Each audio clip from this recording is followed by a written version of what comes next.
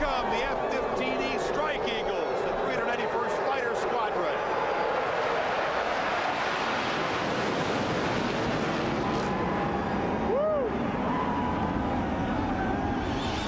For the Purdue Boilermakers, it's been a week of introspection, of reflection, of self-evaluation, and straight-up soul-searching.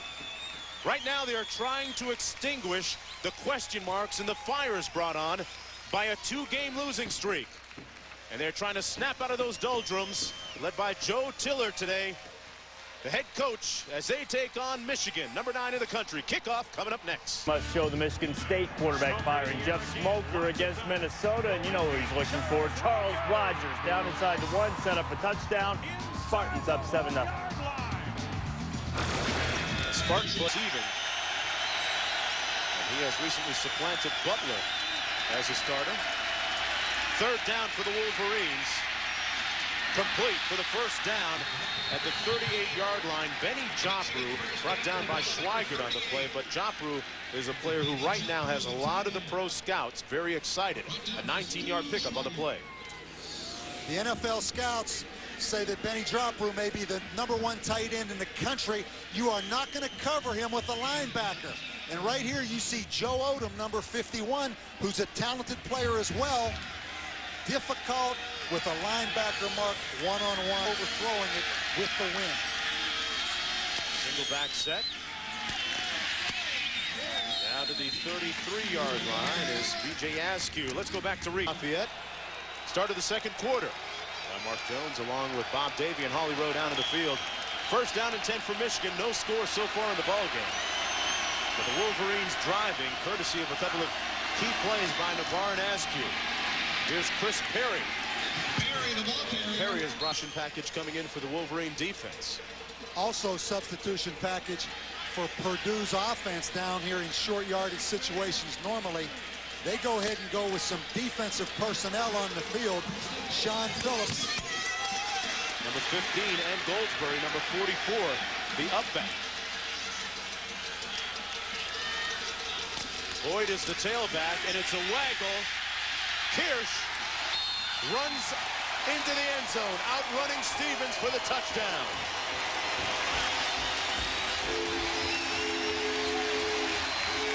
He has all the tools in his toolbox. We just looked at Jim Chaney. He's like a kid at Christmas with Brandon Kirsch because he can do whatever he wants to do. He's having flashbacks to Drew Brees being back in West Lafayette, Mark. That extra dimension at quarterback, so vital, so important in the ball game. It's Sanderson and B.J. Askew. This is Askew in a tailback once again, and Askew is stopped up behind the line of scrimmage at the 17-yard line. So, Reese Davis, the plot thickening here a little bit. Back to you. No, when they play Florida State coming up. Second down and 10. Edwards in motion. He's been relatively silent so far. Navarre is sacked back to the 26 by Jolovic. Vedran Jolovic makes the sack. That's the 22nd of the season for the Boilermaker defense. Michigan comes back 2 consecutive plays. Play action. You're going to get Zolazak right here, the right defensive end, matched up on number 62, Courtney Morgan. And just great effort, staying with it. Comes from the backside. John Navarre's fortunate right there that Zolazak didn't strip the football out. Puts Michigan in a rather imposing position In that game, now Charles Rogers today against Minnesota, he was bottled up by Iowa pass defense, which really got physical with him last week. 5 catches, 81 yards so far in the season. He has 37 catches for 765. He's yet to score a touchdown. One of the things that jumps off the page at you when you look at the key numbers in the ball game, time of possession, one of the things, Bob. Mark, but a couple things leads to why the time of possession is so overbalanced for Purdue. First of all, rushing yardage, Michigan. Think back Chris Perry getting injured. B.J. Askew having to go to tailback. The second thing, third downs, Purdue 7 of 11. Brandon Kirsch with his legs creating a lot of plays on his own. That's the reason Purdue 19:45 time of possession, but 2 missed field goals for Purdue. And so far it has been a pretty close game in terms of the ball moving up and down the field between the 20s, but neither team able to put many points on the board so far. Interesting decision right here again. 4th and 1. Lloyd Carr sends in his field goal kicker. See if he can continue that momentum. And now they're going to change formation and go for it on 4th down. Askew, oh, it's going to be close. Not sure he got it. I don't think he got it. Antoine Rogers knifed in there off the corner to disrupt the penetration in the flow. Mark, when you don't have a field goal kicker, it forces you sometimes to do too many things and be too creative. Michigan right there, not so much that they wanted to go for it on 4th down, maybe felt they had to go for it on 4th down. I'm a little bit surprised that they didn't line up and just try to convert the 1st down rather than tricking Purdue. You know, Bob, a lot of the fans booing, I think because of the spot. It'll be a little closer than we initially thought. But Purdue will take over on downs. Michigan was 5 of 7 on 4th down before that.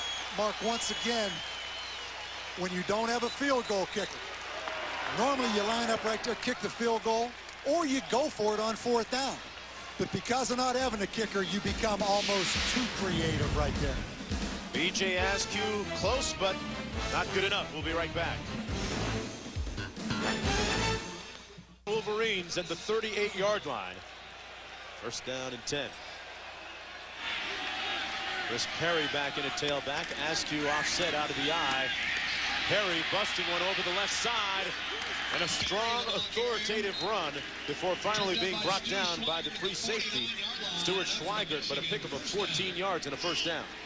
First of all, a great job of John Navarre right here, checking and running away from the strong safety fire of Purdue. And you're going to see an excellent block by B.J. Askew on the isolation, and Chris Perry creases him at the line of scrimmage. First big run today by Chris Perry. It was like a pasture, but Joe Tiller's cut that grass down a little bit. Well, they're getting a little faster. This is Perry showing a little bit of burst in speed down to the 20, actually the 31-yard line. The standings now really beginning to take. Also Texas at Kansas State. 3rd down and 7. Navarre steps up. Incomplete, ripped away at the last moment by Antoine Rogers, the team's best cover corner.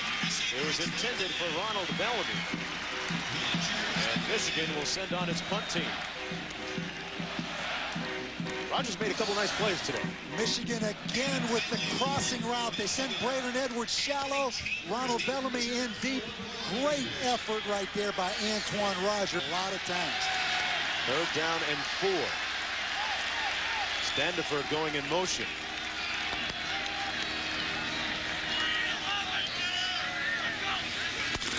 Michigan coming with a little pressure. Complete to Standiford, still on his feet. Touchdown, Purdue!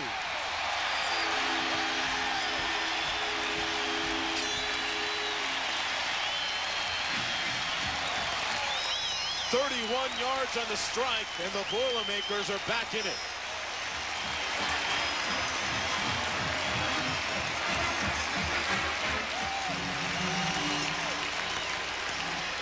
Standiford with his 18th career touchdown catch and his 8th this season.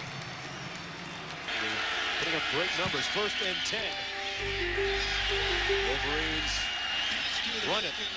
Askew that time out to the 40-yard line. 10. Avant in motion. Perry bouncing it outside. Chris Perry tackled at the 38-yard line. Gained about 4 on the play. We're here at Ross. Just under 14 minutes to go here in the 4th quarter. Michigan looking to stay unbeaten in conference play. Purdue looking to snap a 2-game losing streak. Perry falling forward to the 43-yard line. Reese, what's up in the ACC? 6 to go. Think how hard Michigan is to defend, how difficult they are to defend with their balance. With the tight end jock group, Braylon Edwards, and also Ronald Bellamy. A lot of weapons out there. Look for Braylon Edwards back underneath. Came in motion. Navarre got it off to Askew. And that's a tremendous safety valve. Askew with the 1st down at the Purdue 36. Tackled by Stuart Schweigert.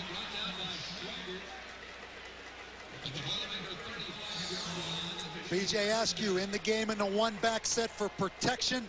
Just leaks out as a little safety valve. Good decision by John Navarre. Critical right now for Purdue's defense. They're hanging off a cliff right now, Mark. Chris Perry taking a breather on 1st and 10. They give it to Askew running between the tackles down to the 37-yard line.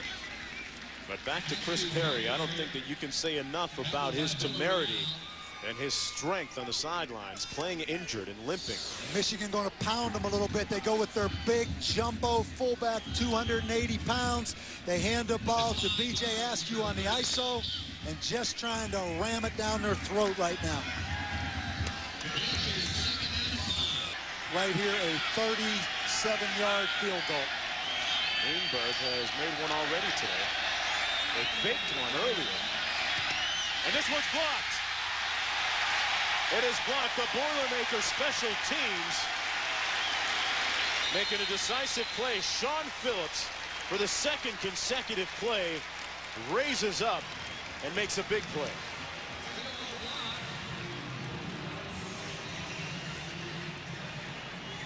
Second block this year. Mark, sometimes when you're struggling as a place kicker, you take a little bit longer than you should. And right here, Sean Phillips just working, getting a lot of penetration, and right there you see that hand go up and deflect the football. Purdue finally a positive play on special teams. Yeah, usually this year it has gone the other way for Purdue when it comes to the kicking game. Sean Phillips, the one guy in that defensive front that has the ability. 1st down and 5 to go for the Wolverines. The penalty against the Boilermakers. This is Chris Perry, who was hurt early, but still playing, showing a lot of toughness. And let's go to our tough guy, Reese Davis.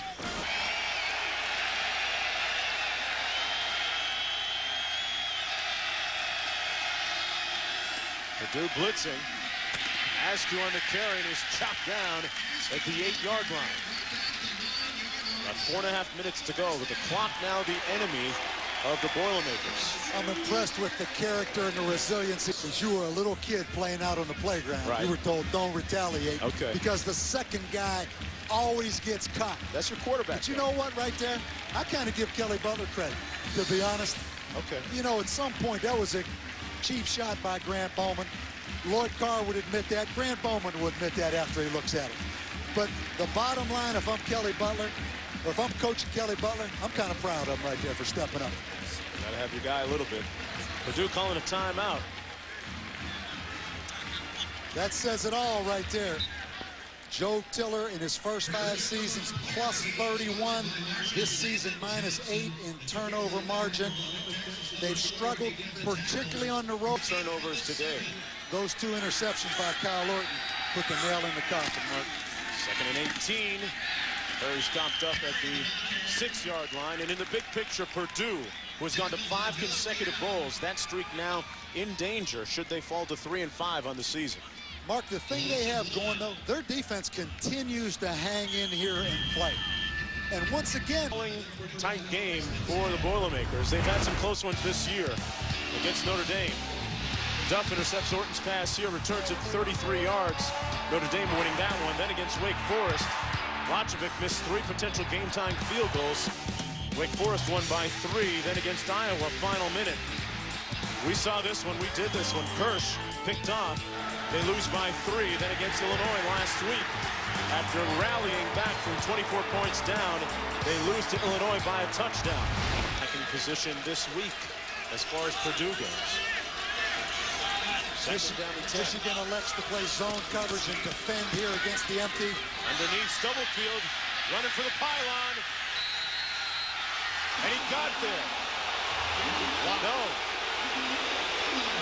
You're going to say he's out of bounds just before he hit the end zone.